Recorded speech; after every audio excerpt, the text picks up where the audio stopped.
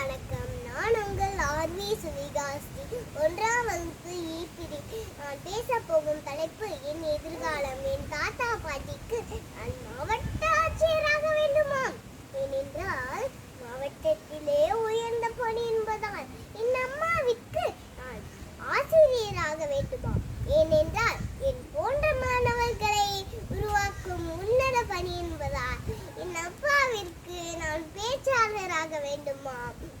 ஏனென்றால் சமுதாயத்திற்கு நற்கருத்தை எடுத்து செல்லும் பணி என்பதால்.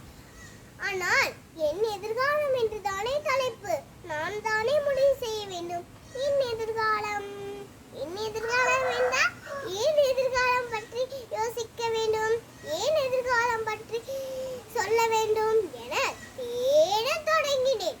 தேடலில் முடிவில் நான் கண்ட எதிர்காலம் அன்னைக்கு நல்ல மகளாக, ஆசானுக்கு நல்ல மாணவியாக, இயற்கையை நேசிப்பவளாக, தேசத்தை சுவாசிப்பவளாக, வெற்றியை வணங்குபவளாக, தோல்வியை எதிர்கொள்பவளாக, பண்பாட்டை பறைசாற்றுபவளாக, சமத்துவத்தை பின்பற்றுவளாக, வள்ளுவன் வழி வாழ்பவளாக, பெரியாரை போற்றுவளாக, அறத்தின் வழியில் நடப்பவளாக, மொத்தத்தில் மனிதநேயமிக்க மனிதனாக வாழ வேண்டும் என்பதே என் பேராசை. அப்படி ஒரு எதிர்காலம் அமைய உங்கள் வாழ்த்துக்களோடு விடைபெறுவது